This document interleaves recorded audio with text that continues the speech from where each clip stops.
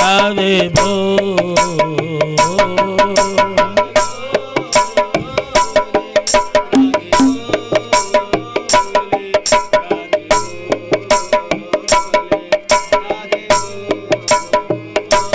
कृष्ण बोल कृष्ण बोल कृष्ण बोल कृष्ण बोल।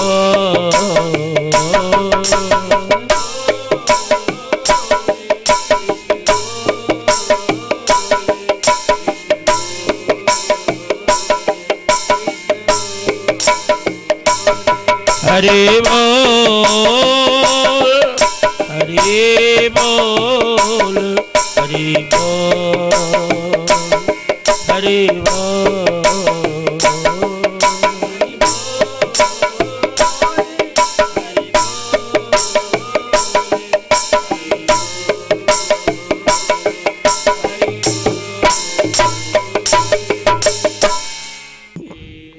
सत्य सनातन धर्म की श्रीमद्भागवत महापुराण की श्री सुखदेव जी महाराज की भाष्यकार श्री रामानंद स्वामी जी महाराज की संत समाज की श्री हनुमान जी महाराज।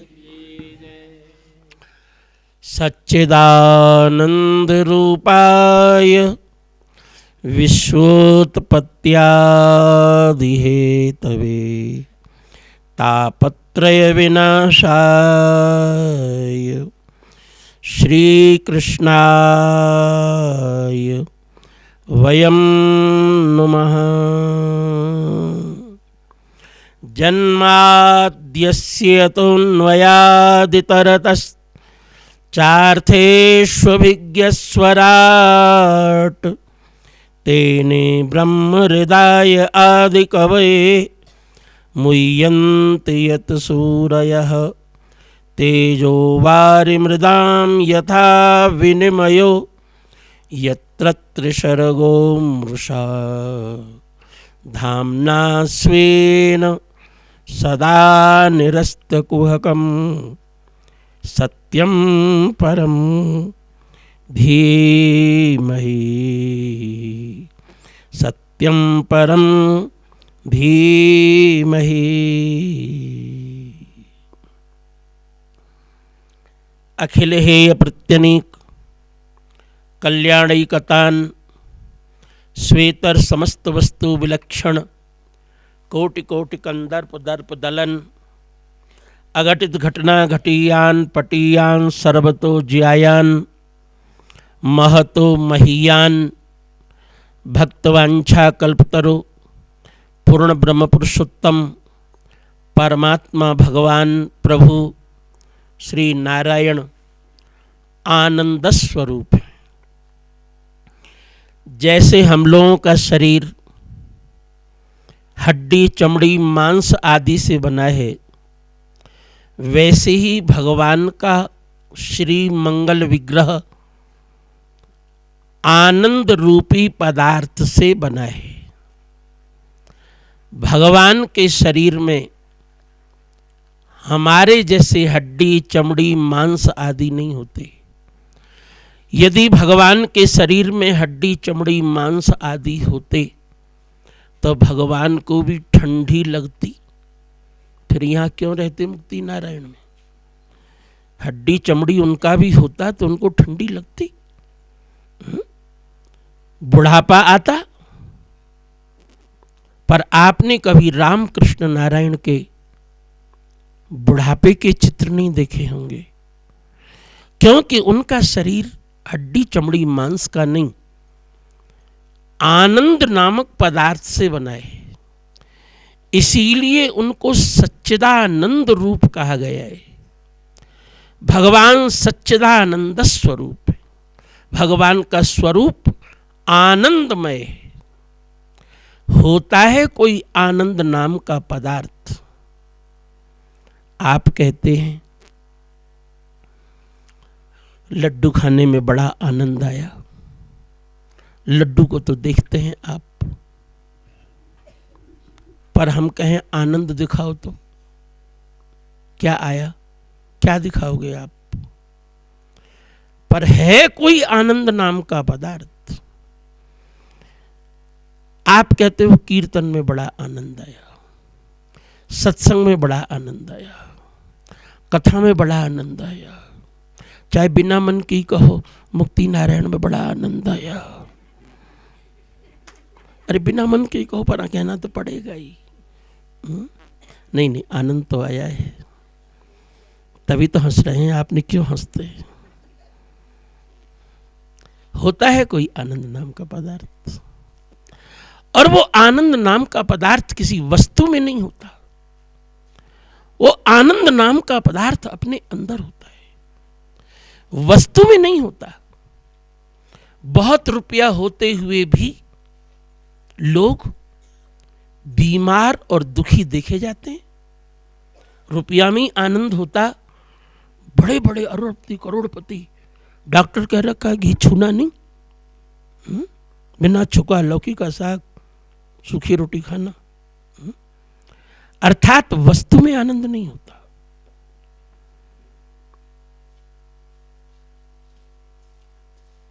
बहुत से लोग कुछ भी न होते हुए भी आनंदमय, कुछ भी नहीं है फिर भी आनंदमय। जैसे सुखदेव जी, लंगोटी भी नहीं है पर आनंद मगन है। भगवत पाद श्री रामानुजाचार्य जी महाराज, जिनके हम शिष्य हैं, उनके लिए लिखा है, सन्यासी थे। यो नित्यमच्युत पदाम भुजयुग्म रुक्म व्यामोह तस् तदितराणि तृणाय मेने। भगवान श्री कृष्ण के चरण में, अच्युत मानी श्री कृष्ण नारायण, यो मानी जो, नित्य मानी सदैव, जो सदैव भगवान नारायण अच्युत के चरणों में, पद अंबुज माने चरण कमल में इतने आनंद विभोर हुए कि उन्होंने संसार की सब वस्तुओं को तृण के समान समझ लिया। तृणाय मैंने, तृण के समान मान लिया। आप सोच के देखो, रामानुज का कितना वैभव होगा। आप तिरुपति गए हैं, वैभव की कोई सीमा है? रामानुज की पीठ है, रामानुज के भगवान है। श्रीरंगम रामानुज की पीठ है। कितना वैभव होगा, पर उन्होंने तृण के समान समझ लिया। वैष्णवों के 4 घर में भिक्षा लेते, ब्राह्मणों के घर में, और वही खाते। क्यों? आनंद मगन है। संसार की वस्तुओं में उन्होंने आनंद नहीं देखा।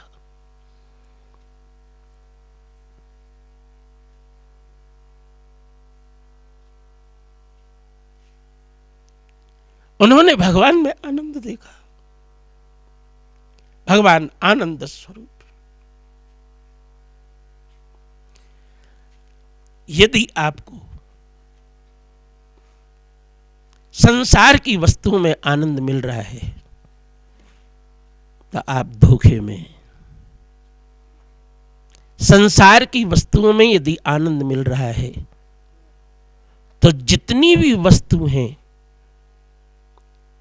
ये ऐसी रहेंगी नहीं, एक दिन नष्ट होंगी, तो आपका आनंद नष्ट हो जाएगा। कोई भी वस्तु जैसी आप देख रहे हैं वैसी रहेगी नहीं, तो आपका वो आनंद कैसे रहेगा? संसार का जितना भी आनंद है सब नष्ट होने वाला है। संसार का आनंद कभी भी नहीं रहेगा, चाहे तुम लाख कोशिश कर लो। और बहुत अच्छी तरह सुनो, आज जिस वस्तु से तुमको जितना आनंद मिल रहा है और जितना ज्यादा आनंद मिल रहा है, एक दिन उसी वस्तु से आपको दुख मिलेगा। उतना ही ज्यादा दुख मिलेगा जितना आज सुख मिल रहा है। ये बात लिख के रखो, सोच के रखो, बुद्धि में बैठा के रखो। जिस वस्तु से जितना आनंद मिल रहा है, एक दिन उसी वस्तु से उतना ही ज्यादा दुख भी मिलेगा। क्यों क्यों मिलेगा दुख? क्योंकि एक दिन ये छूटने वाले हैं। दो में से एक बात जरूर होना है। क्या? या तो तुम इनको छोड़ के चले जाओगे, या ये तुमको छोड़ के चले जाएंगे, और छूटना जरूरी है। छूटना आवश्यक है। कोई यहां रहा नहीं आज तक। इसीलिए परमात्मा में नित्य आनंद की अनुभूति है। संसार में आनंद का भ्रम है, धोखा है। धोखा है। राजस्थान में इस समय जो आप यहां बैठे हो, अभी तो आप यहां बैठे हो, राजस्थान में बड़ी गर्मी, पानी नहीं मिलता जंगलों में। जंगलों में पानी नहीं मिलता। हिरन और पशु पक्षी जंगल में पानी के लिए बेचैन हो जाते हैं। तो उनको क्या होता है, ऊंचे से देखते हैं पानी कहीं दिखे तो चमकती हुई बालू चमकती है, उनको लगता है पानी है, दौड़ करके जाते हैं। वो तो बालू रहती है, वो तो बालू।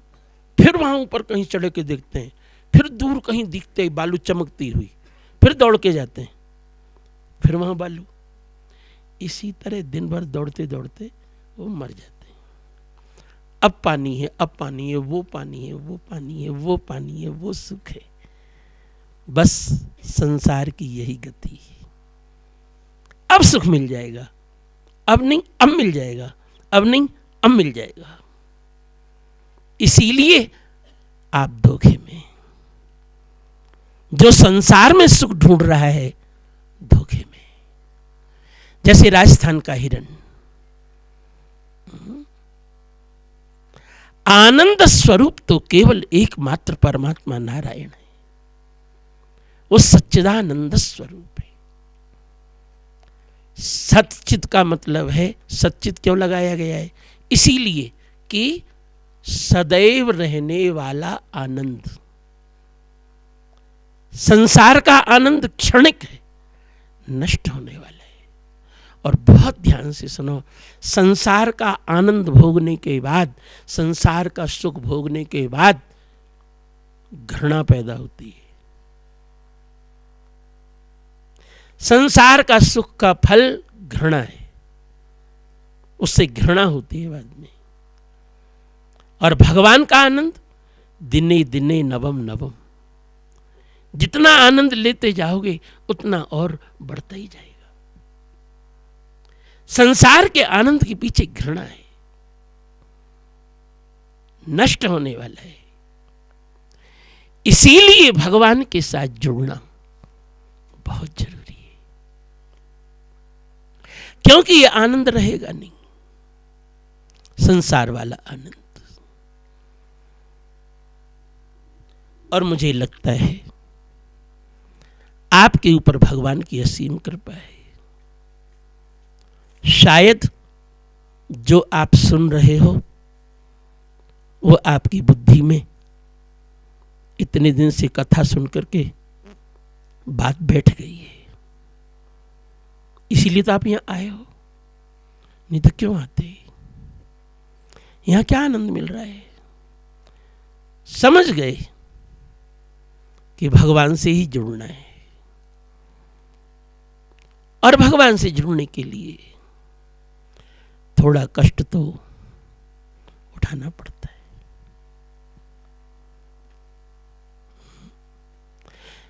कुछ पाने के लिए कुछ खोना पड़ता है। हमने दोनों हाथ से इन भागवत जी को पकड़ रखा है।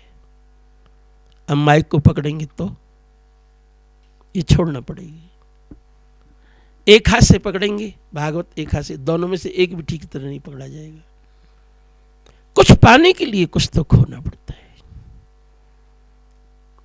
यदि आप उस आनंद से जुड़ना चाहते हैं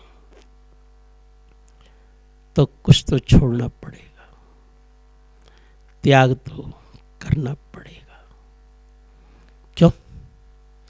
स्त्री पति की बनती है तो ऐसी थोड़ी बन जाती है। कितना त्याग करती है, अपने माता पिता भाई बंधु बहन परिवार सबको छोड़ती है, गांव देश सब छोड़ती है, सहेली आदि सबको छोड़ती है, तब वो पति की बनती है। कुछ पाने के लिए कुछ तो खोना पड़ता है। यदि आपको भी भगवत आनंद पाना है तो आज कुछ छोड़ना पड़ेगा। सुख का त्याग। संसार की वस्तुओं में सुख मिलता है, भगवान में आनंद मिलता है। संसार की वस्तुओं में सुख मिलता होगा, भगवान में आनंद मिलता है। और मैंने बता दिया, आनंद वो वस्तु है जो वस्तुओं में नहीं है, संसार की वस्तुओं में नहीं है। कोई महात्मा गंगा के किनारे पड़ा था, शरीर में कपड़े नहीं थे, दोनों हाथ पैर फैलाए हो गंगा जी किनारे पड़ा था। कोई राजा जा रहा था, राजा ने देखा कोई महात्मा पड़ा है, दोनों हाथ पैर फैलाए, शरीर पे कपड़े नहीं है। राजा ने सोचा गरीब है, कुछ देता चलूं। राजा ने कहा महात्मा मैं शाहंशाह हूं, राजा हूं यहाँ का, पूरी पृथ्वी का, कुछ ले लो। महात्मा ने देखा ऊपर से नीचे तक, फिर अपना करवट लेके लेट गया। राजा ने फिर कहा महात्मा सुनते नहीं हो क्या, सुनाई नहीं दे रहा है क्या, मैं राजा हूं, कुछ भी मांग लो। महात्मा फिर कुछ नहीं बोला। फिर राजा ने कहा सुनाई नहीं देता है क्या, कुछ मांग लो, मैं राजा बोल रहा हूं। जब राजा 3 बार बोल चुका तो साधु जो पड़ा था उसने कहा ऐसा है, यदि देना ही है तो तुम दूर खड़ा हुआ करो, जो धूप आ रही है तुम उसको भी रोक रहे हो, दूर खड़े हुआ करो। राजा को तो बहुत अपमान लगा। बड़े बड़े लोग मुझसे मिलने के लिए टाइम लेते हैं, समय लेते हैं, मुश्किल से मिलता हूं, और इसके शरीर में पूरी लंगोटी भी नहीं और कहता है दूर खड़े हुआ करो। अपमान तो लगा पर करता भी क्या। राजा समझ गया ये मुझसे भी ज्यादा आनंद में है, जो मुझको भी कह सकता है दूर खड़े हुआ करो। राजा ने कहा क्या आनंद ये मुझे आ सकता है जो तुम्हारे अंदर है, तुम एक राजा को कह रहे हो दूर खड़े हुआ करो, क्या ये आनंद मेरे अंदर आ सकता है क्या। वो साधु बोला इसमें भी कौन सा पैसा खर्च होता है, गंगा जी का इतना बड़ा किनारा है, तू भी पड़ जा, तू भी पड़ जा। आनंद ही आनंद है। जब तक इसको पकड़ रखा है तभी तक दुखी है, जब तक इसको पकड़ रखा है तब तक दुखी है, छोड़ के पड़ जा, आनंद ही आनंद है। राजा के पास तो कोई उत्तर नहीं था। राजा ने कहा फिर मैं कभी आऊंगा, आपसे मिलूंगा।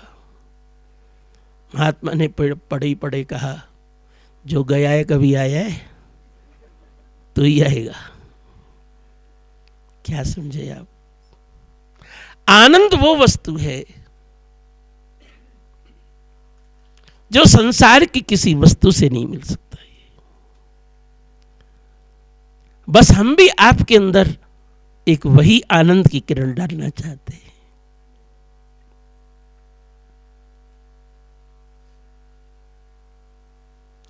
और मुझे ऐसा लगता है तुम भी इसीलिए यहां आए हो, इतना कष्ट पा करके, इतना सब कुछ त्याग करके। भगवान आनंद में है और हमें पूर्ण विश्वास है यहां से आप वही सच्चिदानंद प्राप्त करोगे जो कि कभी आपके जीवन में अंतिम समय तक छूटेगा ही नहीं। दिव्य आनंद आएगा, आपके अंदर प्रकट होगा। एक भगत जी रोज आते थे, हर साल ऋषिकेश दर्शन करने आते थे, नहीं आए कई साल। हम निकल रहे थे दिल्ली से मथुरा, रास्ते में उनका घर था। हमने सोचा कई साल आए हैं, नहीं आए, हम चले गए। उनके दोनों घुटने खराब हो गए थे, उठ नहीं पाते थे, खाट में पड़े थे। वैष्णव थे, भगवान के बड़े भक्त थे।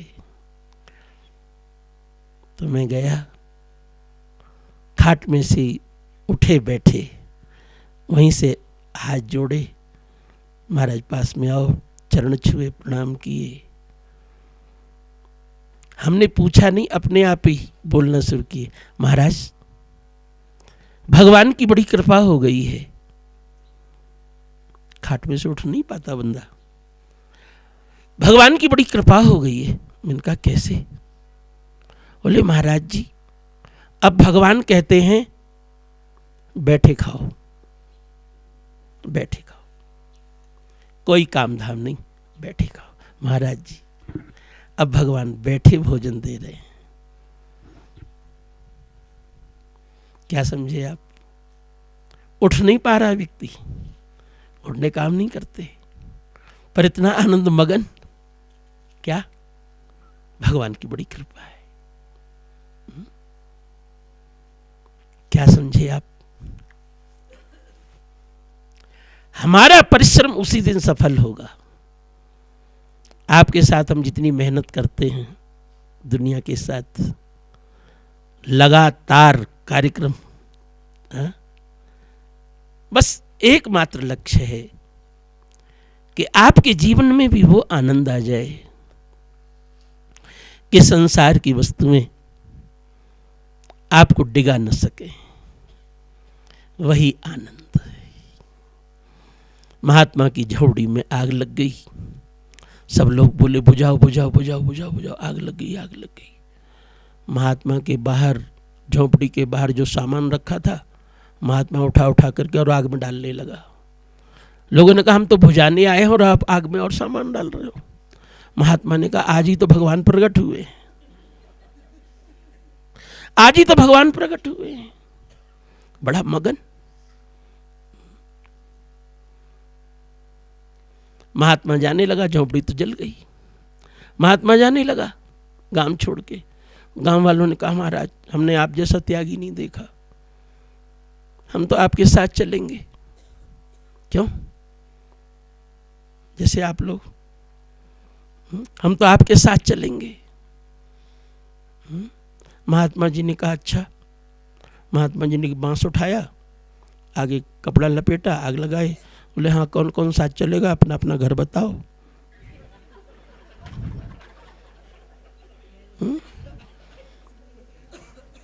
जो घर फूके आप ना। क्यों? आपकी क्या इच्छा है?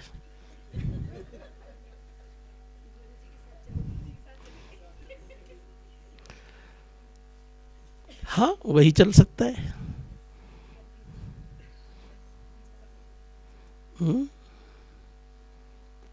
क्या बात है।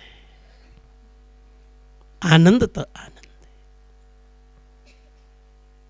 और वही सच्चा आनंद है कि हम हर परिस्थिति में आनंद का अनुभव कर सके। और बंधु निश्चित समझ जाओ,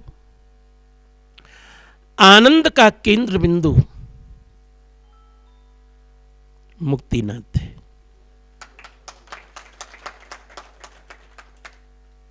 यही केंद्र बिंदु है। यदि मुक्तिनाथ न हो कहीं आनंद नहीं आएगा। बद्रीनाथ में भगवान विराजमान है, बद्री नारायण, पर आपने दर्शन किए होंगे बद्री नारायण शालिग्राम शिला ही तो है। क्यों भाई? शालिग्राम शिला है ना, नाक आंख ऐसे बनी। मुक्तिनाथ की देन है बद्रीनाथ, ठीक है, किसी व्यक्ति की बनाई हुई नहीं है। वहां पर नरसिंह भगवान है जोशी मठ में, कौन है? मुक्तिनाथ की देन है, शालिग्राम शिला है, समझ गए? जगन्नाथ भगवान है, कलेवर माने आप समझते हैं, कवर, वो तो कवर है जो दर्शन कर रहे हो। जगन्नाथ भगवान 12 साल में इस शरीर से उस शरीर में रखे जाते हैं, शालिग्राम शिला है। भगवान शालिग्राम, नीलमणि शालिग्राम। महात्मा जी हम झूठ तो नहीं कर रहे, सच कह रहे हैं। वेंकटेश हैं, शालिग्राम भगवान। कहीं भी आप आनंद की अनुभूति कर रहे हो, शालिग्राम भगवान के कारण। और कहो तो और बताऊं, बरसाने में राधा जी का गांव है, बड़ा आनंद आप लेते हैं, पर आपको मालूम है अंदर शालिग्राम भगवान की पूजा होती है रोज। मैं तो अंदर तक सब देखा हूं ना, शालिग्राम भगवान की ही पूजा है। बड़े बड़े मंदिर हैं, बड़े बड़े मंदिर, बड़ी बड़ी मूर्तियां, और लाइन से मूर्ति बनी हुई हैं, चाहे पिपलेश्वर हो चाहे कोई भी हो। सच बताओ, सब मूर्तियों को पुजारी जी नवा लेते हैं क्या? श्रृंगार करते हैं क्या? चरणामृत शालिग्राम का ही होता है। चाहे कितनी भी बड़ी मूर्ति हो, कितना भी बड़ा मंदिर हो, कितने भी विशाल मंदिर हो, शालिग्राम नहीं है तो मंदिर नहीं है। कोई भी हो, चाहे रंगनाथ हो चाहे वेंकटेश हो, कहीं भी।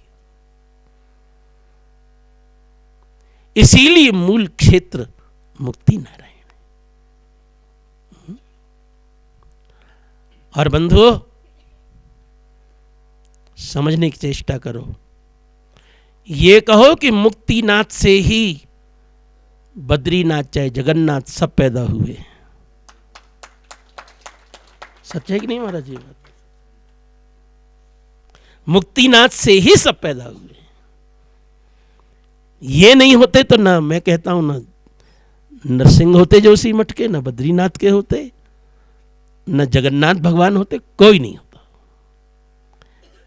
इसलिए सबकी मूल जड़, सब तीर्थों की मूल जड़ भगवान मुक्तिनाथ। हाँ, इतना ही है, ये देवभूमि है, देवभूमि। आप मनुष्य हैं, आ गए हैं यहां पर देवभूमि में। कल ही कोई कहा महाराज यहां सब होटलों में व्यवस्था एकदम अलग है। पहले ही बोतलों के दर्शन और सब होता है। बिल्कुल होना ही चाहिए, देवभूमि है ना, तो देव तो क्यों भाई, देव तो स्वरा सुंदरी, दो ही काम है उनके, तो बस क्या है। यदि उत्तरा हिमालय देवभूमि है तो बस ये सब देवता है, पर आप नहीं।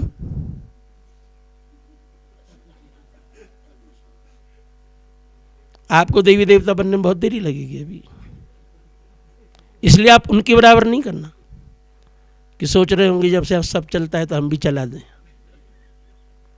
तुम पाप के भागी बनोगे। देवभूमि देव योनि भोग योनि है और मनुष्य योनि कर्म योनि। देव योनि भोग योनि है, वो सुख भोगने के लिए ही देवता बने, पर वो भगवान को नहीं पा सकते। सुख भोग सकते हैं, भगवान से तो लाखों कोस दूर।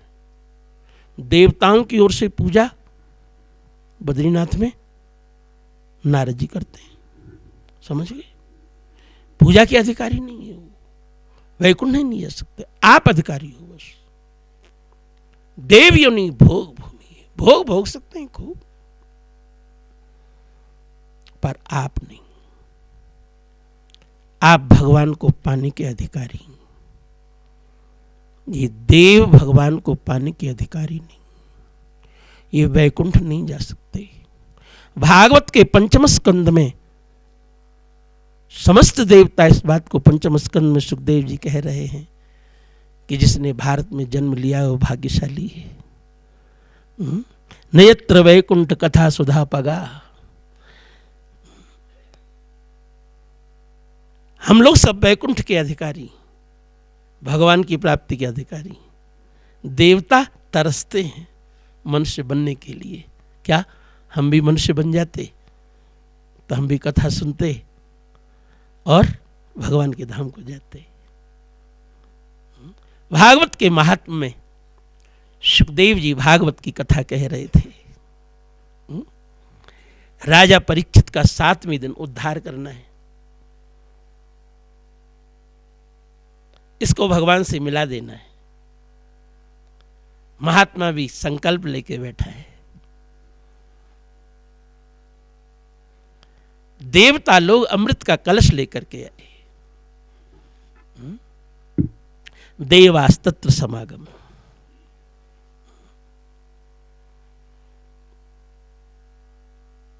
देवताओं ने सुखदेव जी से कहा, गुरुदेव सुखदेव जी, राजा परीक्षित को 7वें दिन मरना है, अमृत का कलश इसको पिला दिया जाए, मरेगा नहीं सर्प के काटने से। और भागवत हमको सुना दो, जिससे कि हम भागवत बन जाए।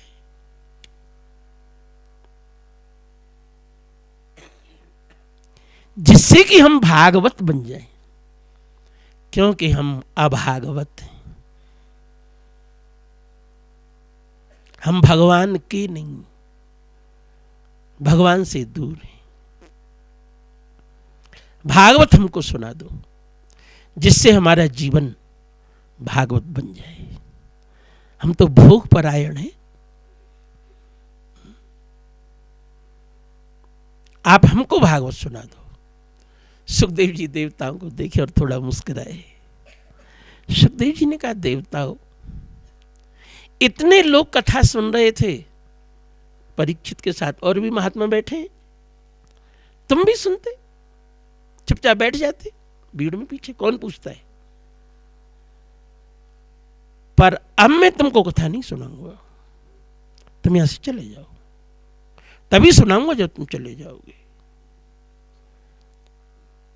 देवताओं ने कहा, क्यों? तो सुखदेव जी ने कहा, इसलिए मैं तुमको नहीं सुनाऊंगा, तुमने भागवत जी की कथा की तुलना, समानता अमृत से की। अमृत के बदले में कथा सुनना चाहते हो? भागवत की कथा का कोई बदला दे सकता है?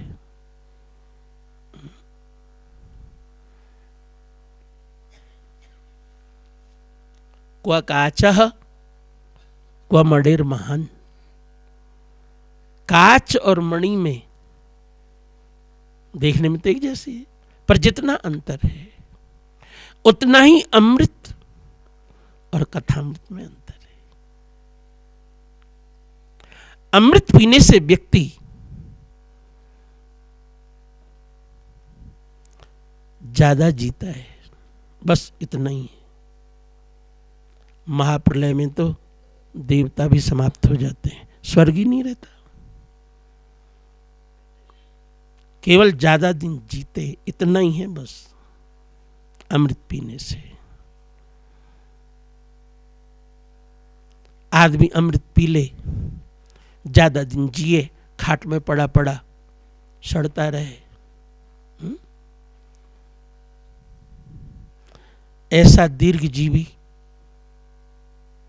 किस काम का होगा? सुखदेव जी के शब्द सुनो। सुखदेव जी ने कहा, राजन, मेरा कहना यह है, हम दीर्घ जीवी भले ही न बन पावे, पर दिव्य जीवी बने। दीर्घ जीवी भले ही न बने पर दिव्य जीवी बने।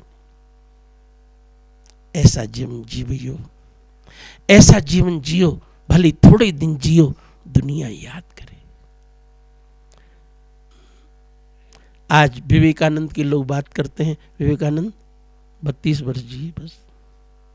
शंकराचार्य यही 32-35 वर्ष जिए, ज्यादा दिन नहीं जिए।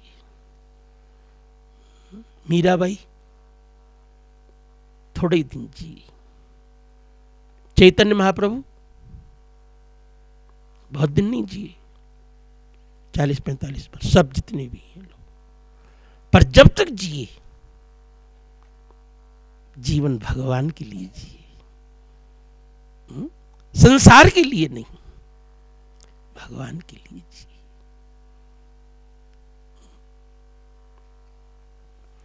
आप भी संकल्प लें, क्या भगवान के लिए जिएंगे।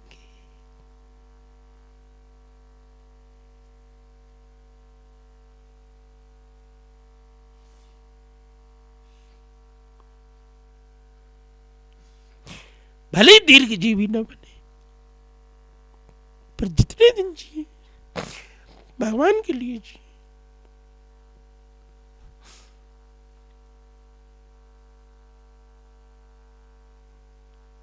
हमारे आचार्य ने लिखा, न देहं न प्राणान् न च सुखम शेषा भेलषितम् न चात्मानं नान्यत् किमपि तव शेषस्त्वदेभावात्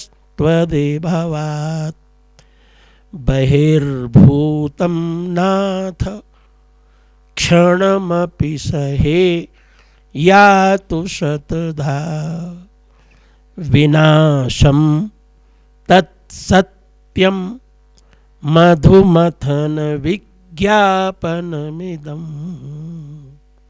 हमारे आचार्य क्या, बहुत आनंद से सुनो। हे मधुमथन, हे मधुसूदन, ये मेरा विज्ञापन है। विज्ञापन माने प्रचार करके कहता हूं, हाथ उठा के कहता हूं, ढोल बजा के कहता हूं, चौराहे पे खड़े होके कहता हूं, विज्ञापन। सबको सुना के कहता हूं, भगवान को सुना के कहता हूं, सबको सुना के कहता हूं। हे मधुसूदन, ये मेरा विज्ञापन है। क्या, यदि ये शरीर आपकी सेवा में जिस दिन न लगे, विनाशम तत्सत्यम, उसी दिन इसका विनाश हो जाए। विनाशम तत्सत्यम मधुमथन विज्ञापनमिदं। न देहम, शरीर आपकी सेवा में लगे तो शरीर नहीं चाहता। न प्राणान, यदि ये प्राण आपका स्मरण नहीं करते हो तो उसी दिन छूट जाए। न देहम न प्राणान न च सुखम शेषा भेलषितम।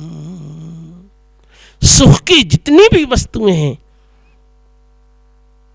यदि वो आपकी सेवा में नहीं लगती हो तो आज ही नष्ट हो जाए।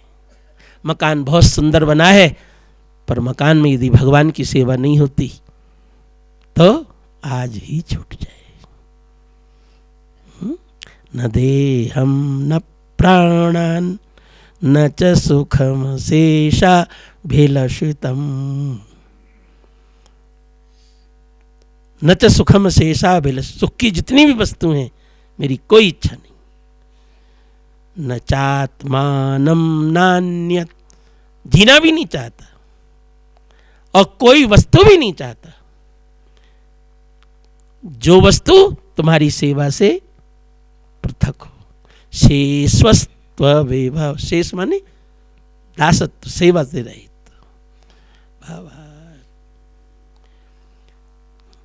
खूब बढ़िया मकान हो, खूब ऐश्वर्य हो, सब कुछ हो और खूब हो, पर भगवान के लिए हो। इसको देख के हम प्रसन्न हो।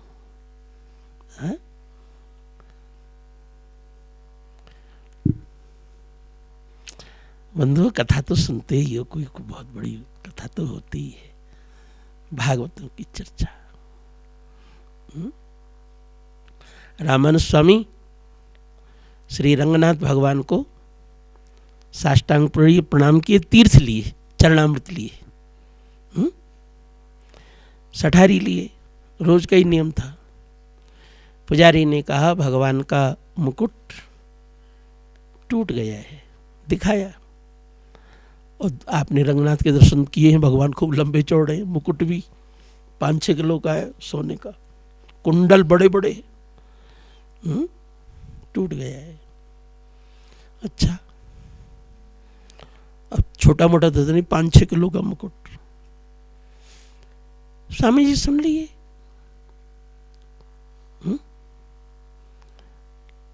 दर्शन, दूसरे दिन दर्शन करने आ रहे, फिर दोबारा, ओ बड़ी भीड़ दर्शन वालों की, स्वामी जी के दर्शन वालों की। स्वामी जी मंदिर जा रहे तो पीछे पीछे भक्त लोग, दर्शनों की भीड़। एक स्त्री बेचारी पीछे हाथ जोड़ के खड़ी, उसको कोई आगे नहीं आने दे रहा,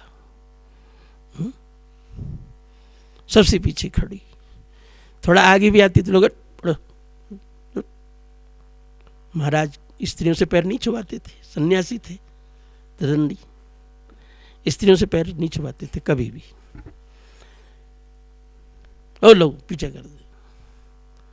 स्वामी जी ने जा रहे देखा, नजर उस पर भी पड़ गई, पीछे खड़ी खड़ी रो रही थी।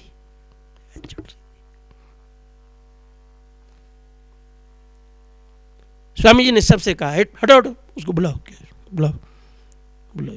वो सबसे पीछे खड़ी थी, वो श्रीरंगम की वैश्या थी, बड़ी सुंदर थी, जीवन भर बहुत पैसा कमाया उसने। बुलाओ, सामने आई, क्या बात है? वो स्त्री बोली,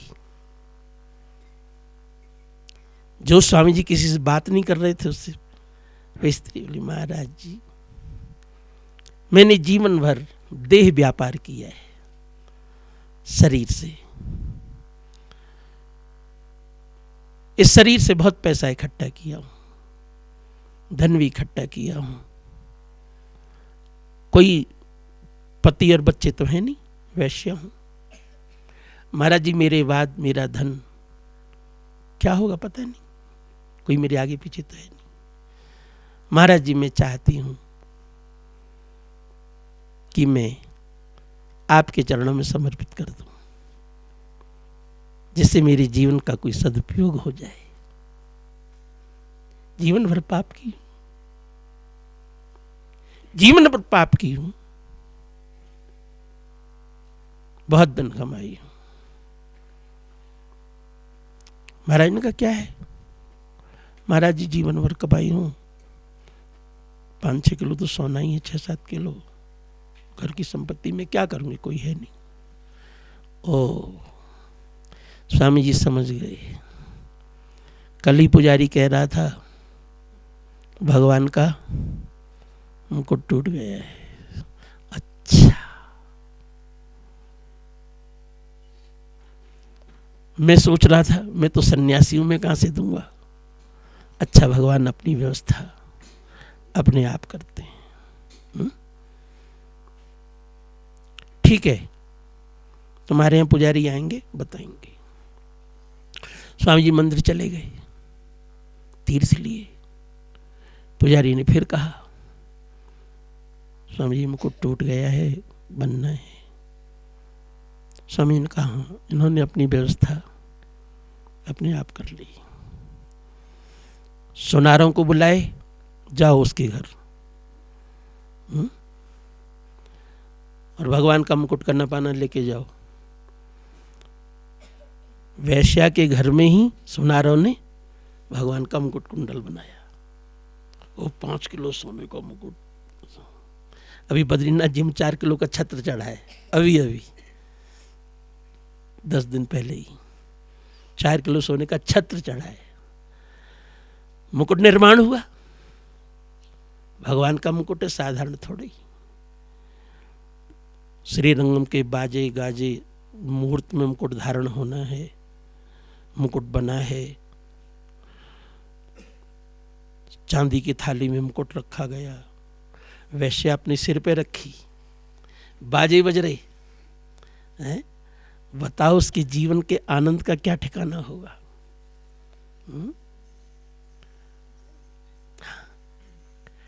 और सब लोग उसके साथ चल रहे, पूरी श्रीरंगम में हल्ला कि 6 किलो मुकुट का सोने को मुकुट चढ़ रहा है।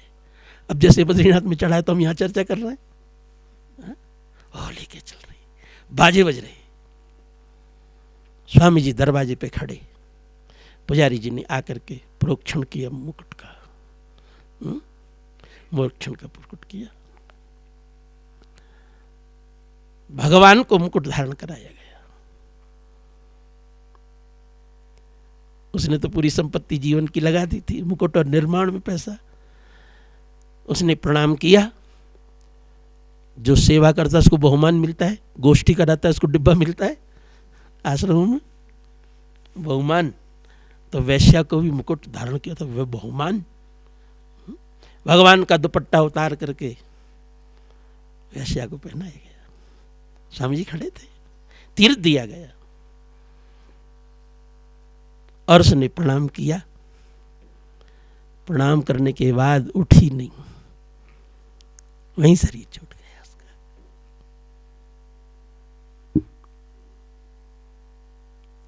ये है जीवन। भले ही कैसा बीता होगा, पर आज भगवान की सेवा में सब कुछ लग गया। न देहम न प्राणान न च सुखम शेषाभिलषितम न चात्मानं नान्यत् किमपि तव शेषस्त्वदिभवात् बहिर्भूतं नाथ क्षणमपि सहे यातु शतधा विनाशं तत्सत्यं मधुमथन विज्ञापनमिदम्। बंधु, आप बैठे बैठे सोच के देखो, उस स्त्री वैश्या के आनंद का क्या ठिकाना होगा, है?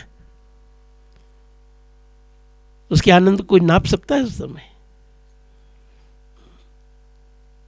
जो जीवन बीता सो बीता, अब जो बचा है हम उसे ही सुधार लें। जो बीता सो बीता, उसको मत सोचो, जो बचा है उसको सुधार लें। भगवान की भक्ति में, भगवान के भजन में, भगवान की सेवा में, भगवान के दिव्य धाम में आनंद का अनुभव करो। और बंधुओं, आप 2 ही दिन में बस से आए हो, हवाई जहाज से आए हो, मैं भी आया हूं। 40 वर्ष पहले मैं पैदल आया हूं, पैदल आया हूं पोखरा से और यहां तक पैदल आया हूं। शरीर में केवल हड्डी हड्डी रह गई थी, तो आया हूं। तो भगवान भी तो सोचते हैं कि इसकी सब शुद्धि हो गई, जो भी कुछ दोष थे सब निकल गए। दोष थे निकल गए तो भगवान भी मिले और बोल करके मिले। पीठ पे सामान और सात्विक साधु और चल रहे हैं। सुबह 4 बजे चलते थे मुक्तिनाथ के लिए, 2 बजे तक चलते थे लगातार। एक तातो पानी और ये सब बेनी सब होते हुए 2 बजे तक चलते, 2 बजे फिर नहाते धोते, भगवान की सेवा करते, कुछ बनाते, खिचड़ी विचड़ी जो बनाते, भोग लगाते, विश्राम करते और फिर सुबह चलते। तो 2 बजे तक चले कागबेनी में, नीचे कागबेनी जगह है, कागबेनी से थोड़ी नीचे पीपल का एक वृक्ष है बड़ा सा, तो वहीं पर दिन भर के थके हुए थे, धूप बहुत ही अमूल्य, बाद में नहाएंगे, दौड़ में लेट गए, सिर पे सामान रख के सिरा लेट गए। आवाज आई मेरी पूजा करो, है? हमने सोचा कौन कह रहा है पूजा करो? आंखें खुल गई। और हम सोचे शायद स्वप्न में कुछ दिखा होगा। हम फिर भी कुछ नहीं, थके हुए थे, फिर सोए पीपल की नींव वहीं सामान की, नहाए धोए भी नहीं थे। फिर आवाज आई, मेरी पूजा करो। फिर उठ गए।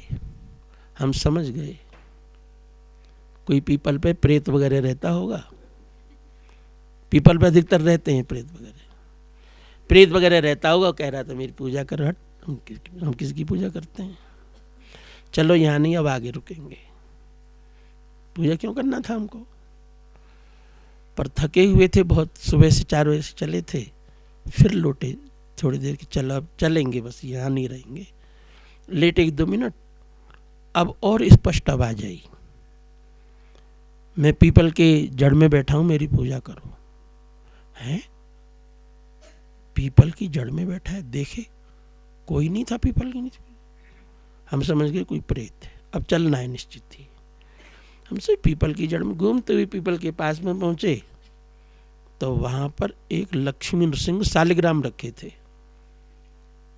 और हम बोले यही बोल रहे थे मेरी पूजा करो। तत्काल हमने भगवान लिए, नहाए धोए, भगवान को स्नान कराए पुरुष सूक्त श्री सूक्त से, और अपने भगवान में उनको भी रखे, सम्मिलित किए। फिर आगे बढ़े, कागबेनी से आगे यहाँ आए। अर्थात भगवान के लिए जो कष्ट पाता है उसको ही भगवान मिलते हैं। समझ गए? कुछ पाने के लिए कुछ खोना पड़ता है। इसीलिए मैंने कहा था, न देहम न प्राणा न च सुखम शेषा विलसितम। कुछ पाने के लिए कुछ खोना पड़ता है। अब नहीं, कल हवाई जहाज से आए, हवाई जहाज से फिर टैक्सी से शायद आए ऊपर तक, पर अब यहाँ तक आना था, पैदल आए। यहाँ तक पैदल आना था। लोगों ने कहा घोड़ा उड़ा कर लो, उनका ना, ऐसे ही चलेंगे। तो रास्ते में आई, कितने देखते उस जगह शालिग्राम बिक रहे हैं, क्या है, लखे। तो वहां से नीचे आने में 3 घंटे तो लगे, पर कितनों को भगवान अच्छे अच्छे मिले।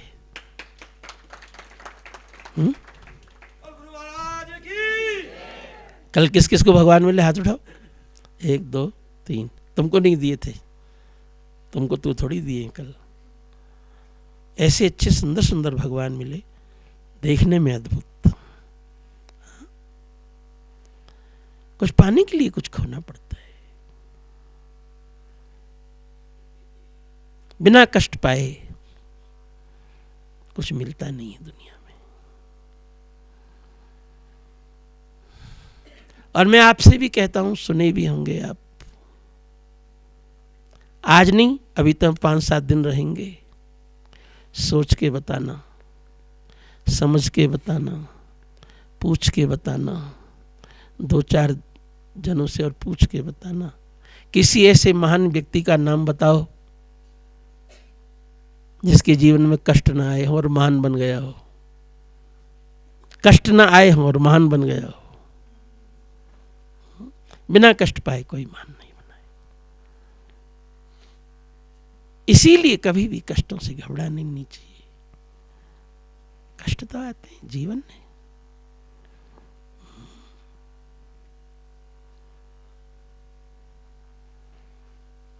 वही जीवन है जो भगवान के लिए लगा है।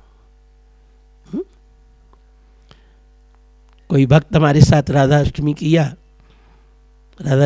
गोवर्धन आया, परिक्रमा किया, नाचा कूदा, हे किशोरी जू अपनी चरणों में मुझे जगह दे दो। किशोरी जी ने दे दी। लो, क्या बात है, यही मांगा उसने। अर्थात मैं ये कहना चाहता हूं, दीर्घजीवी मत सोचो, दिव्य जीवी सोचो। हमारा जीवन दिव्य बने, भगवान के लिए बने, जीवन आनंदमय हो। सुख दुख तो आते जाते रहते, भगवान आनंद स्वरूप है। सच्चिदानंद रूपाय, थोड़ी सी और बोले। रूप का मतलब है आंखों से देखने वाली वस्तु, जो नेत्रों से ग्रहण किया जाता है उसका नाम है रूप। अर्थात सच्चिदानंद को आंखों से देखा जा सकता है। यदि नहीं देखा जा सकता होता तो रूपाय नहीं लिखा होता। रूपाय माने नेत्रों से ग्रहण किया जाता है। भगवान को नेत्रों से देखा जा सकता है।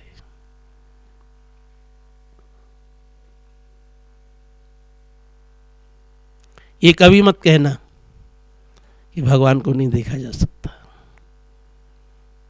भगवान के जिस स्वरूप को चाहो यहां पर देख सकते हो।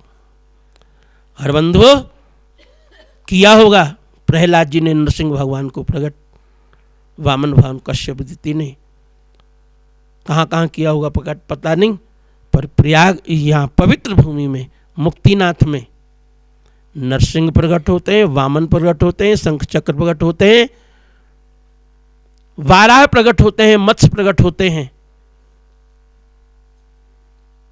यहां सब भगवान के अवतार प्रकट होते हैं, और जगह एक एक अवतार प्रकट होते हैं, और यहां पर सब अवतार प्रकट होते हैं। आप जो अवतार चाहो मैं दिखा सकता हूं।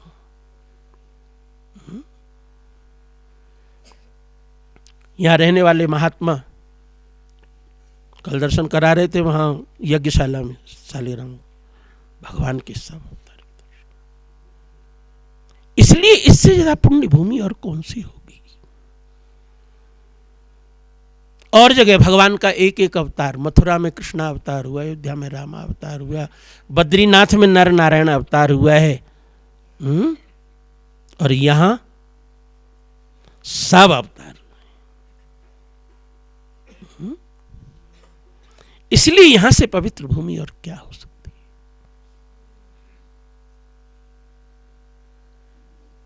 और वैसे भी श्रेष्ठ इसलिए है, गंगा जी भगवान के चरणों से निकली है, चरण नीचे होते हैं। और यहां गंडकी भगवान के गंडस्थल से निकली है, गंडस्थल गालों से। श्याम गंडकी और श्वेत गंडकी गंडस्थल से प्रकट हुई है। हां, पर यह है देवभूमि है, हिमालय देवभूमि है। और आप कौन हो? मनुष्य हो। तो ना तो यहां के लोगों की बराबरी करना, ना यहां के लोगों को उल्टा सीधा बोलना कि ये क्या क्या खाते पीते, और ज्यादा अहंकार में मत आना कि हम बहुत अच्छे हैं। समझ गए? ये देवभूमि है। चलो थोड़ी देर मुक्ति नारायण भगवान का स्मरण करें। पहले हम आए थे मेहनत करके, परिश्रम करके। पहले हम आए थे और अब आए नहीं है, अब भगवान ने बुलाया है। पहले हम आए थे बहुत मेहनत करके, पहले हम आए थे, अब भगवान ने बुलाया है। दोनों में ये अंतर है। भगवान आनंद स्वरूप है।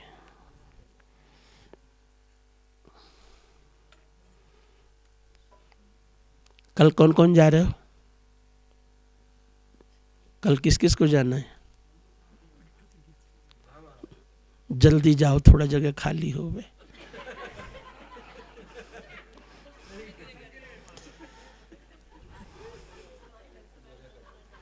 मुझे तो नहीं जाना है, तुम सब भले ही चले जाओ। यजमान ने कहा कोई भी यजमान तैयार, कोई चलने को तैयार नहीं हो रहा है, मैंने कहा तुम तैयार हो? मैंने कहा मैं तैयार हूँ। मैंने कहा बस मैं भी तैयार हूँ, और क्या करना है। जिसको जाना हो प्रेम से जाओ, समझ गए? हाँ, पर कुछ तो बेचारे हैं, बेचारे भी हैं ना। क्या बात है। अब होनी हो सो होए। जब ओखली में सिर दिया तब चोटों से क्या डर है। हाँ? तुम सोचते होंगे भोजन आदि, अरे तुम बताओ सुबह से मैंने कल क्या खाया था, रात को बना के दिया इन लोगों ने। ठीक है, क्या इतनी बात से घबराना, वही कुछ पता है। चलो थोड़ी देर मुक्ति नारायण का स्मरण करें, फिर कथा श्रवण करें। नारायण नारायण श्री मुक्तिनाथ नारायण नारायण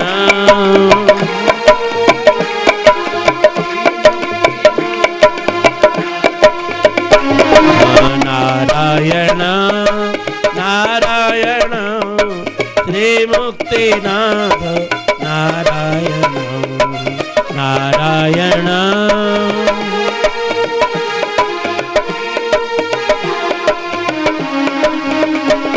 नारायण नारायण नारायण नारायण नारायण नारायण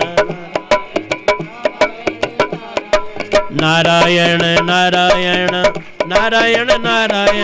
नारायण नारायण नारायण नारायण नारायण नारायण नारायण नारायण नारायण नारायण श्री मुक्तिनाथ नारायण नारायण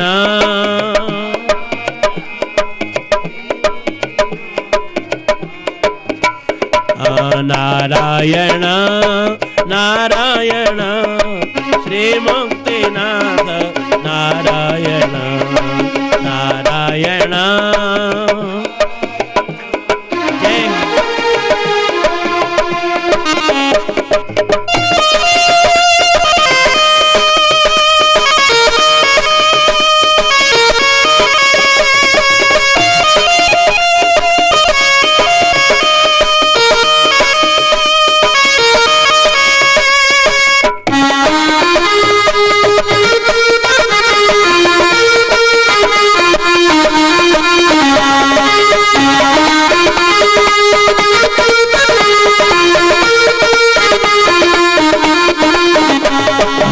नारायण नारायण नारायण नारायण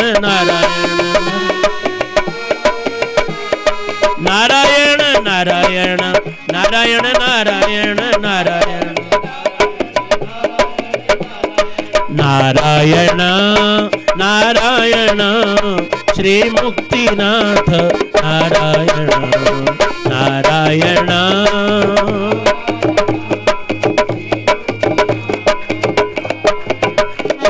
नारायण नारायण श्री मुक्तिनाथ नारायण नारायण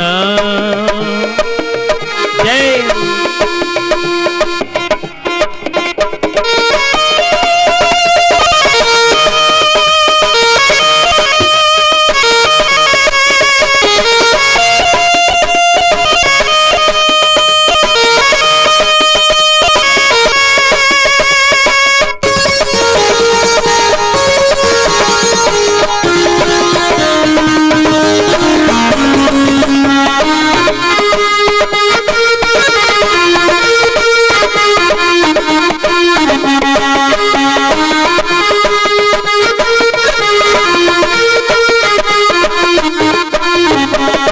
नारायण नारायण नारायण नारायण नारायण नारायण नारायण नारायण नारायण नारायण नारायण श्री मुक्तिनाथ नारायण नारायण।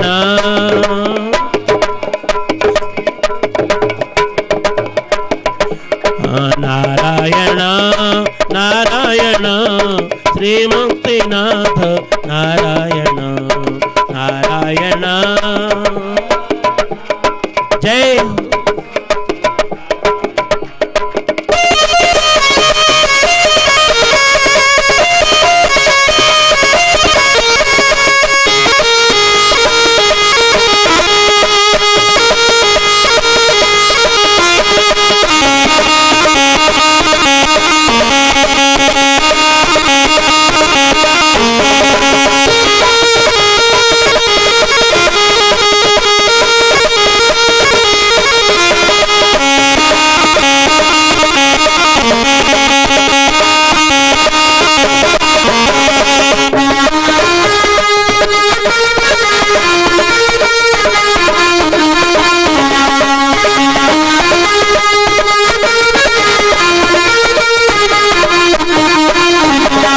नारायण नारायण नारायण नारायण नारायण नारायण नारायण नारायण नारायण नारायण नारायण नारायण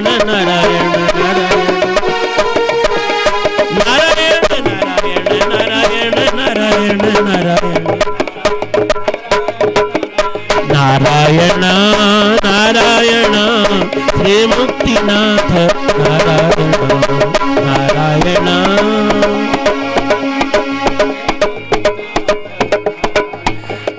नारायण नारायण श्री मुक्तिनाथ नारायण नारायण।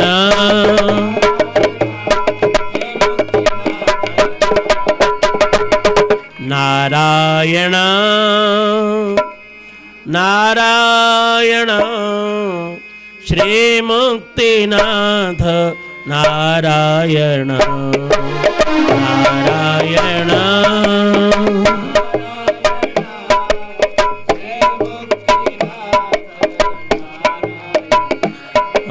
नारायण नारायण श्री मुक्तिनाथ नारायण नारायण। नारायण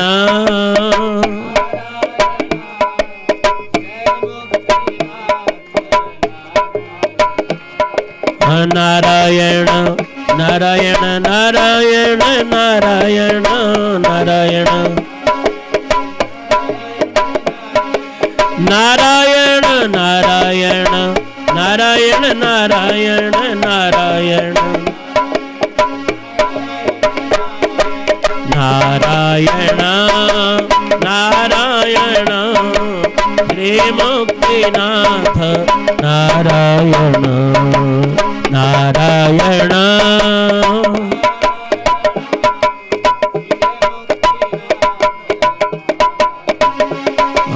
नारायण नारायण श्री मुक्तिनाथ नारायण नारायण।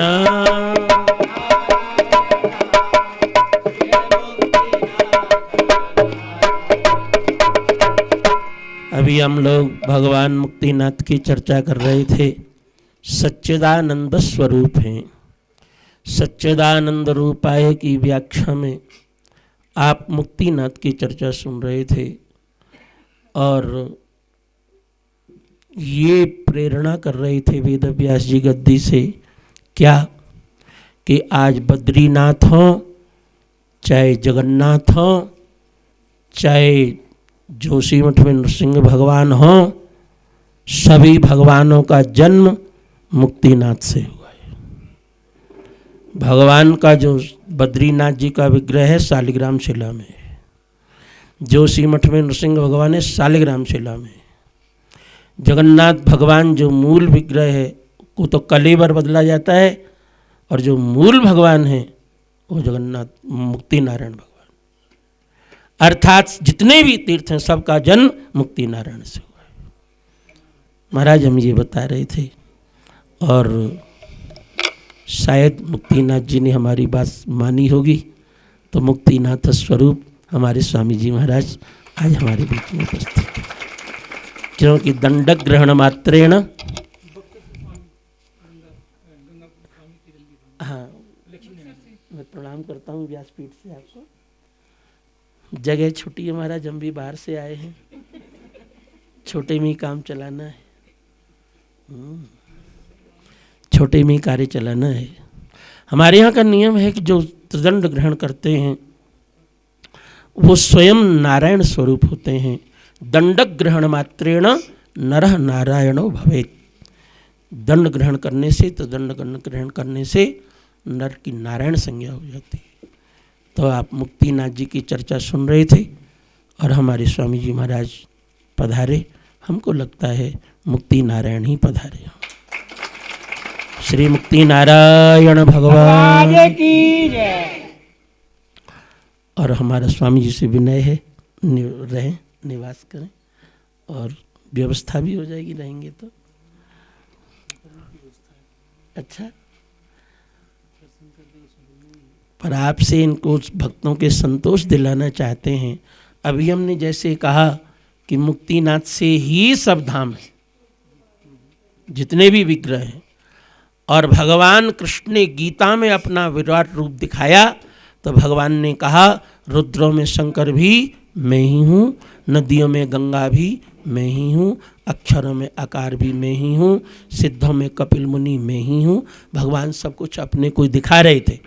अर्जुन ने सोचा कि खाली कह ही कह रहे हैं, बस होंगे नहीं।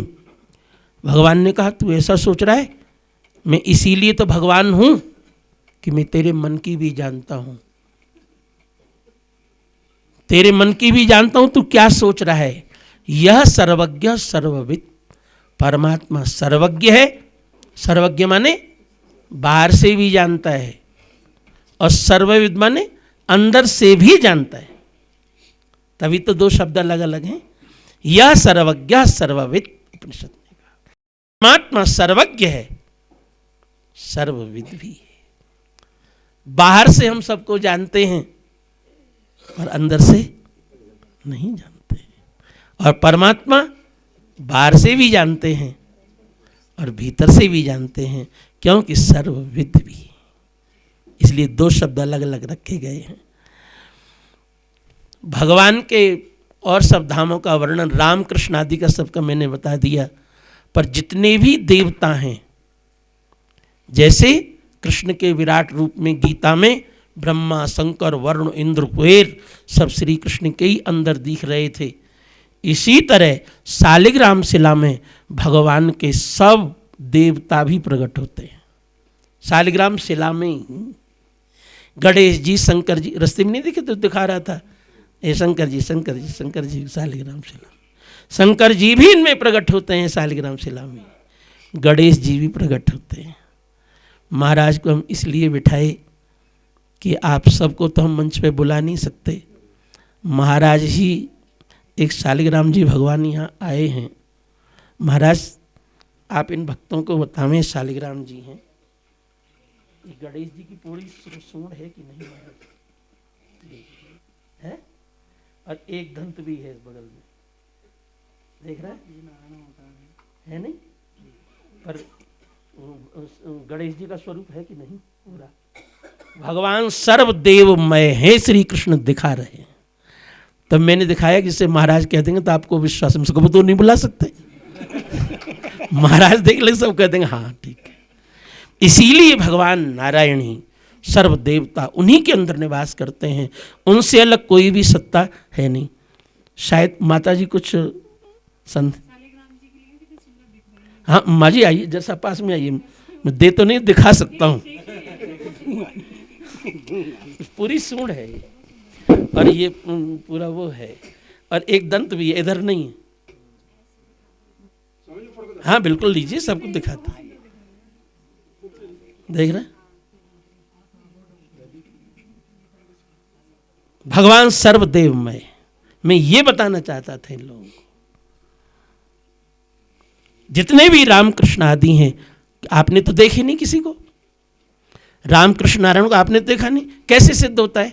कहीं ऐसा ना हो कि पुस्तकों में उपन्यास जैसा लिख दिया हो व्यास जी ने, नहीं उपन्यास नहीं है, वो किसी की कहानी नहीं है, सब सत्य है। इसीलिए जो शालिग्राम शिला में जो अवतार प्रकट होते हैं वही अवतार पूजनीय माने जाते हैं।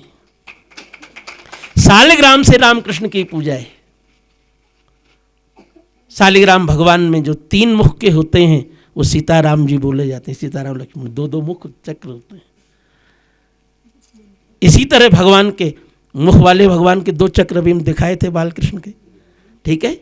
ये गणेश जी आपको दिखवाए सबके बीच में।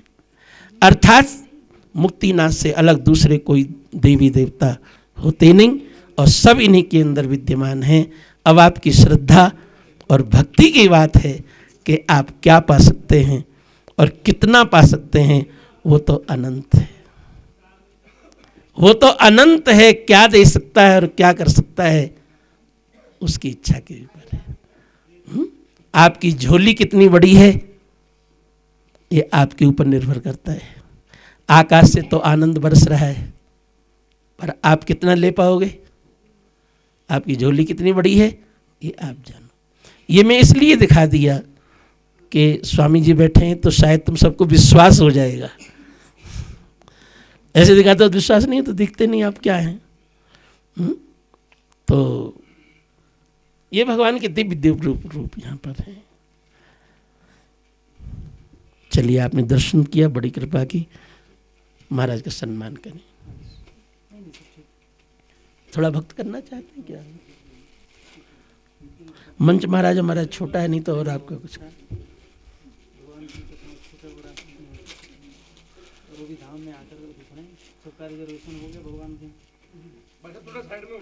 स्वामी जी क्या बोले समझे आप?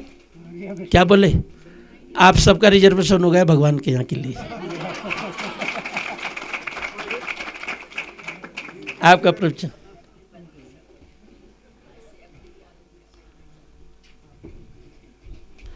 कुछ 2 शब्द बोलना चाहे तो हम माइक दें।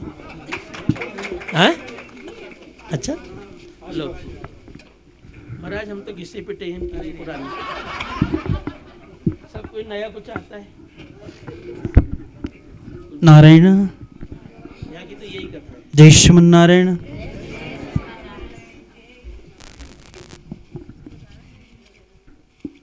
युवकानां श्रीमद्विहारी चरणौ शरणं प्रपद्ये। हरे राम राम राम हरे हरे, हरे राम राम राम हरे हरे, हरे कृष्णा कृष्ण कृष्ण हरे हरे, हरे कृष्णा कृष्ण कृष्ण हरे हरे। ओम लक्ष्मीनाथ समारंभां नाथयामुनिमध्यमाम् अस्मदाचार्यपर्यन्तां वन्दे गुरुपरम्परां। श्रीमुक्तिनारायण भगवान की, श्री सद्गुरुदेव भगवान की, अपने अपने गुरुदेव की, श्री व्यास जी महाराज की। ऐसे तो हम यहाँ बैठे आए थे दर्शन करने के लिए भगवान मुक्तिनाथ का। आपने एक भगवान मुक्तिनाथ का दर्शन कर लिया, समझो कि ब्रह्मांड के सारे देवी देवताओं का दर्शन होगा। एक सरकार का दर्शन, लेकिन दर्शन बस सेल्फी लेने के लिए नहीं। आज सब लोगों की स्थिति वही है, जहाँ भी जाते बस सेल्फी लेने में रह जाते। अरे आप भगवान के यहाँ जब हो जाएं तो चरणारविंद से सिख तक का भगवान का दर्शन करें। और हमें पूर्ण विश्वास है, क्योंकि भगवान इतने मानते हैं हमें। और ये मुक्ति नारायण भगवान कलयुग में तो प्रत्यक्ष भगवान नारायण ठाकुर जी हैं, जो शालिग्राम स्वामी जी ने दिखाया, ये साक्षात नारायण ही है। क्योंकि स्वयं माता गंडकी ने एक बार भगवान से आग्रह किया, हे नारायण, मैं चाहती हूँ कि आप हमारे गोद में सर्वत्र खेलते रहें। भगवान ने कहा कि देखो देवी, ये समय तो अच्छा है नहीं, लेकिन मैं स्वयं वचन देता हूँ, कलयुग का समय जब आएगा तो मैं स्वयं आपकी गोद में सर्वत्र विराजमान रहूँगा। तो वही गंडकी की गोद में ही, क्योंकि ये ऋषि पुत्री थी, इन्होंने तप की पुरांत भगवान से यही मांगा कि आप हमारे गोद में सर्वत्र खेलते रहे। तो भगवान ने कहा कि मैं आपकी गोद में शालिग्राम शिला के रूप में आकर के विराजमान रहूँगा, आपकी गोद में निरंतर खेलता रहूँगा। तो वही भगवान नारायण ही, जो स्वयं रामकृष्ण नारायण, वही भगवान आलब्ध शस्त्र विचार, यानी स्वयं भगवान व्यास जी महाराज कहते हैं, आलब्ध शस्त्राणि विचारः च पुनः पुनः तिदमेकम निष्पन्ने ध्येयो नार्सदा श्रेयो नार्सदा और घेयो नार्सदा। यानी सबसे श्रेष्ठ अगर देखे जाएं तो भगवान रामकृष्ण नारायण ही। इनके अलावा जितने भी ये सब देवी देवता हैं, भगवान अगर देखा जाए तो स्वयं नारायण, और वही नारायण कलयुग में स्वयं भगवान शालिग्राम के रूप में विराजमान है। और 28 प्रकार के शालिग्राम हैं, कोई चक्रावतार, कोई हंसावतार, कोई वराह अवतार। इस प्रकार 28 प्रकार के भगवान के विभिन्न प्रकार की आकृतियाँ स्वयं बनावटी मिल जाती हैं। इनका संरचना बनाना नहीं पड़ता और ना ही इनकी प्राण प्रतिष्ठा की जाती।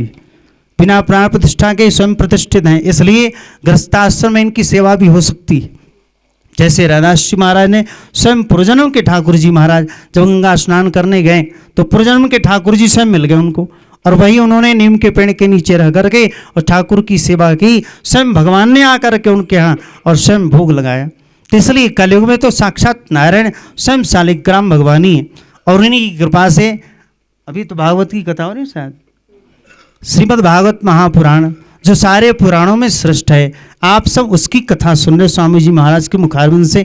अभी भले ही हम नारायण स्वरूप अभी स्वामी जी ने बोला, ये तो सही बात है, लेकिन अभी तो हमसे श्रेष्ठ स्वामी जी हैं। क्यों? क्योंकि व्यास रूप में विराजमान है। व्यास स्वयं विष्णु स्वरूप होते हैं, इसलिए कभी भी साधारण बुद्धि देख करके व्यास मंच पे जो भी विराजमान हो उनमें साक्षात नारायण का ही दर्शन करके और भगवान की कथा सुननी चाहिए। तब जाकर के आपकी जो कथा है, एक एक वाणी जो भी निकलेगी बस सुनने से नहीं हुआ, उसको जीवन में उतारना भी चाहिए। इसलिए भागवत महापुराण की कथा, और वो भी भगवान में धाम में विराजमान होकर के, कितनी बड़ी कृपा। ये तो हम भी अब क्या बताएं, समय नहीं है, नहीं तो हम भी यहाँ जरूर रहते सरकार, और हम भी आराम से 7 दिन कथा सुनते। ऐसे नैमिषारण्य तीर्थ में भी हमारी कथा 23 दिसंबर से वहाँ भी होने वाली है। नैमिषारण्य तीर्थ में भी आप सब वहाँ कथा सुनने के लिए पधारेंगे। जय श्रीमन नारायण। स्वामी जी का आदेश था, बस इसलिए थोड़ा बोल दिए। हम तो पढ़े लिखे नहीं, मात्र 3 क्लास तक पढ़े हैं। संत और ठाकुर की बड़ी कृपा है हमारे ऊपर, जिसके कारण छोटी मोटी बातें हम बोलना जानते हैं। जय श्री राम। संस्कृत में 3 नहीं होता, बहुवचन होता है। जय श्रीमन। सब हमारे पूछते रहते हैं, स्त्रियों को शालिग्राम की पूजा करना चाहिए कि नहीं, ये जरा सा बता दो। देखिए, भगवान की सेवा तो सब कर सकते हैं, क्योंकि हमारी बात में इनको विश्वास नहीं है। ठाकुर की सेवा सब कर सकते हैं। ऐसे माताओं के लिए तो लड्डू गोपाल की सेवा प्रमुख बताएगी।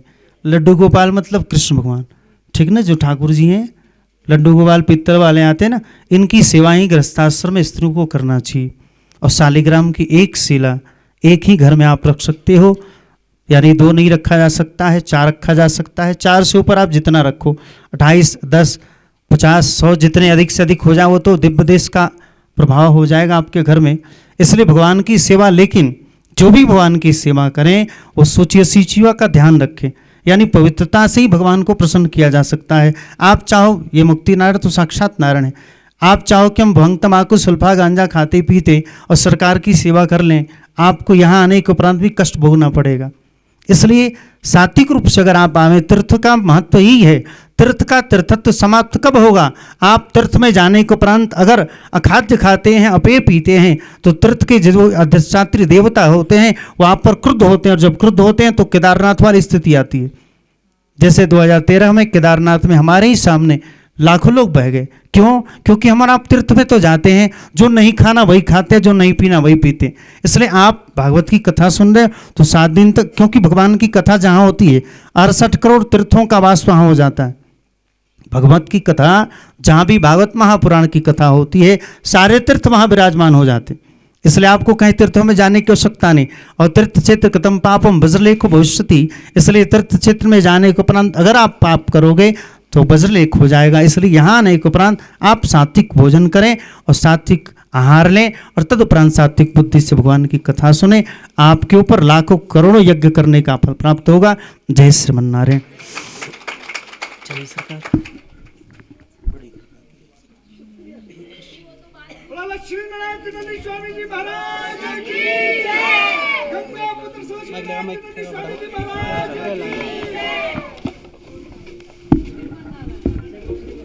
श्रीमन्नारायण नारायण नारायण श्रीमन्नारायण लक्ष्मी नारायण नारायण नारायण लक्ष्मी नारायण श्रीमन्नारायण नारायण नारायण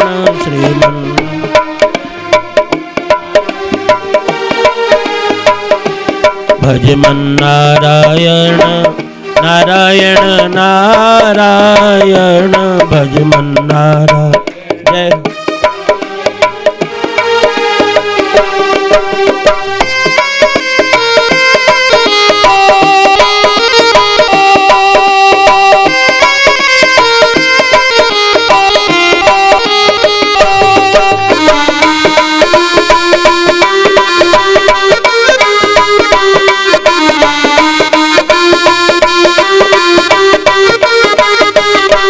मुक्ति नारायण नारायण नारायण मुक्ति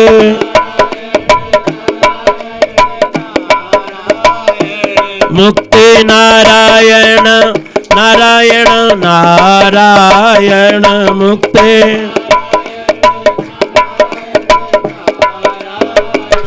बद्री नारायण नारायण नारायण बद्री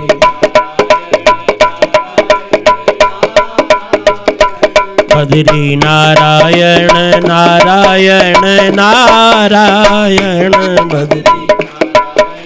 जय हो।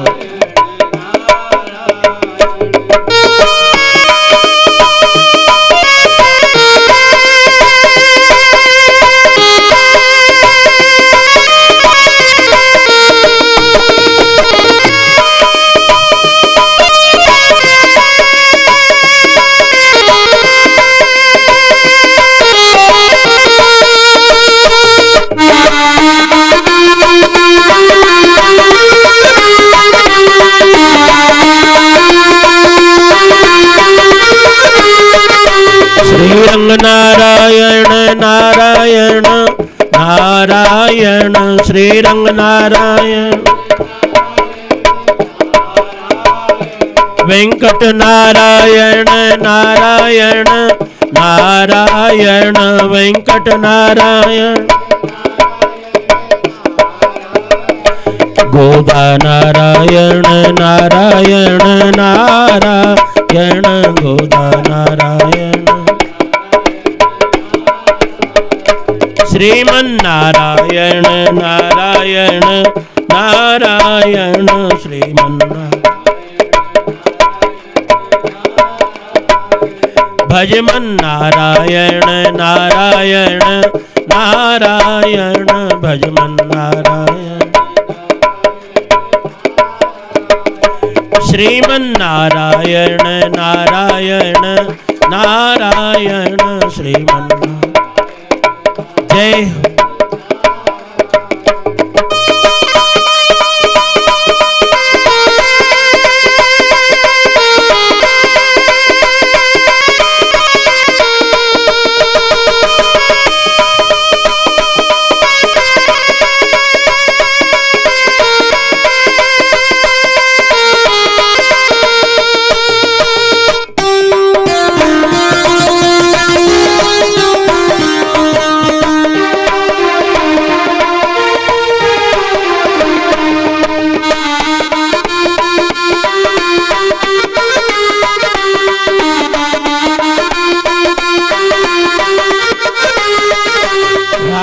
नारायण नारायण नारायण राम नारायण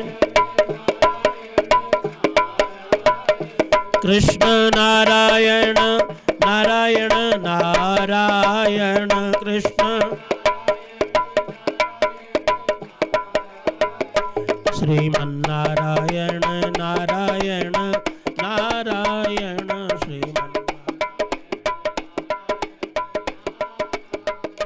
भजमन नारायण नारायण नारायण